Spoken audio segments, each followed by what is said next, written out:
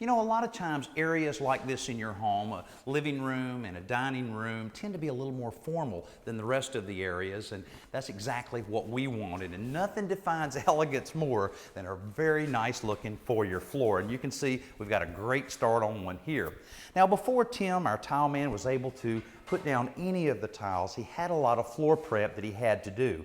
Not only did we scar up the surface of the slab when we removed the other tile floor, we also found quite a dip right in the middle of the foyer itself. So Tim had to do a lot of work in filling all of that up. But once this is finished, it's going to be a great looking floor.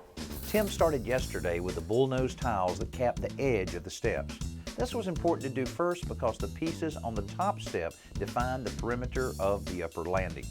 For that area, we chose an 18-inch by 18-inch porcelain tile, but Sharon and the decorator decided to add a little pizzazz by having Tim inset darker marble accents in the pattern between the larger tiles.